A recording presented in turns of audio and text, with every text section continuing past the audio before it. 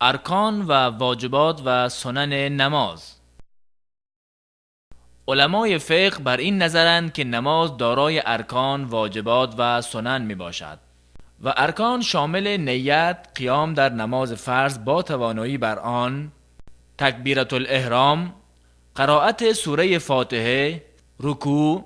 راست شدن از رکوع، سجده کردن بر اعضای هفتگانه،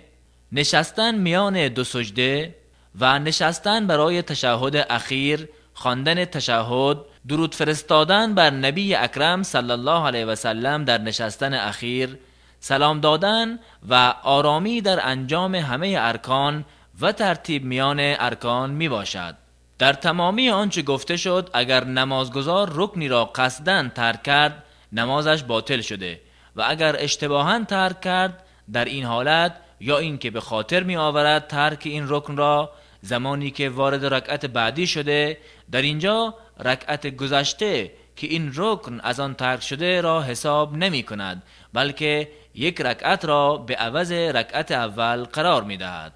پس در آخر سجده سهو می کند، تماما مانند دو سجده نماز بعد از آنها سلام می دهد و یا پیش از این که به همان موضع در رکعت بعدی برسد به یادش آمد که رکنی را در رکعت قبلی فراموش کرده، در اینجا بر وی واجب است که برگردد و همان رکن فراموش شده را ادا کند. مثال آن: مردی رکوع را فراموش کرد و پس از پایان قرائت به سجده رفت و در هنگام سجده به یادش آمد که رکوع نکرده، بر وی واجب است تا برخیزد، اول رکوع کند و بعد از آن نمازش را تکمیل کند. در کنار ارکان نماز واجبات نماز نیز قرار دارد که شامل تکبیرهای انتقال میان اشکال نماز می باشد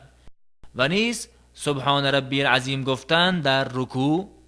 و سمع الله لمن حمده گفتن برای امام و نمازگزار تنها نه برای مقتدی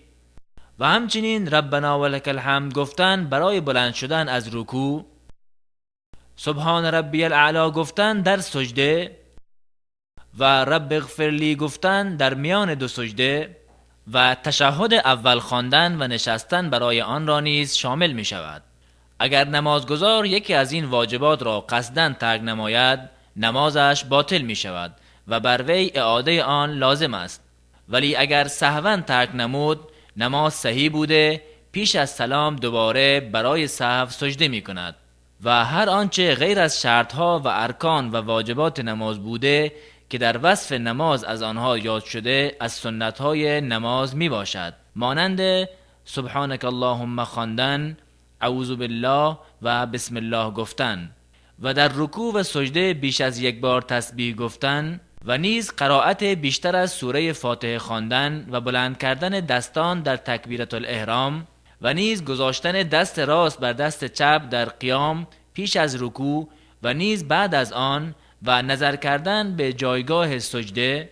و در سجده دستان را از شکم و پهلو دور گرفتن و سایر سنتهای نماز که ترکش در صحت نماز تأثیری ندارد و به ترک آن سجده سهو نیز واجب نمی گردد.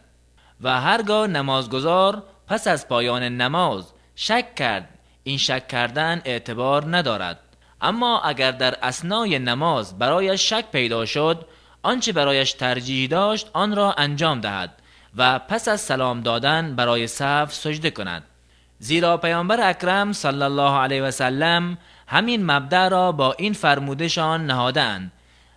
اگر یکی از شما در نمازش شک کرد باید برای یافتن راه صحیح بیندیشد، پس از آن سلام داده دوباره سجده سهو کند. ولی اگر یکی از آن دو حالت برایش ترجیحی نیافت باید به کمترین آن بنا نموده نمازش را تمام نماید و برای سهو قبل از سلام دادن سجده کند. به طور مثال اگر مردی نماز ظهر می‌خواند برایش شک پیدا شد که آیا در رکعت دوم و یا سوم قرار دارد و هیچ کدام برایش ترجیح نیافت، بر آنچه کمتر است اعتماد می‌کند و آن را رکعت دوم می‌شمارد و نمازش را پایان داده پیش از سلام دادن برای سهو سجده می‌کند، چنانچه فرموده نبی اکرم صلی الله علیه و سلم بر آن دلالت دارد: هرگاه یکی از شما در نمازش شک کرد و ندانست که 3 رکعت خوانده و یا 4، باید شک را بگذارد و بر آنچه یقین دارد بنا کند و پیش از سلام دوباره سجده انجام دهد. و گاهی هم مسلمان در نماز رکوع اضافی و یا سجده اضافی و یا غیر آن را انجام می دهد. اگر نمازگزار در هنگام اجرای آن به یادش آمد، از آن بر می گردد و نمازش را تمام می کند، و اگر نمازگزار پس از انجام آن به یادش آمد، نمازش را بدون اشکال تمام نموده. در هر دو حالت پس از سلام دادن برای سهو سجده می کند و دلیلش حدیث ابن مسعود رضی الله عنه است که نبی اکرم صلی الله علیه و سلم نماز ظهر را 5 رکعت ادا کردند. برای آن حضرت صلی الله علیه و سلم گفته شد: آیا در نماز زیادت شده؟ فرمودند یعنی چه؟ گفت 5 رکعت ادا کردید. پس از سلام دوباره سجده سهو کردند.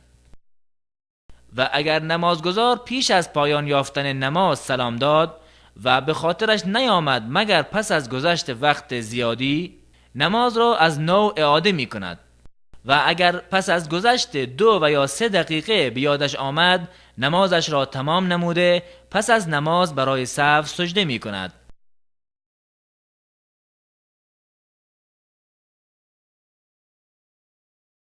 در نماز جماعت پیروی مقتدی از امام در سجده سهو واجب است، هرچند که پس از سهو به امام پیوسته باشد. اگر نمازگزار مرتکب 2 سهو شد که برای یکی باید قبل از سلام و برای دیگری بعد از سلام سجده کند، در این حالت برای یک سهو قبل از سلام سجده می کند.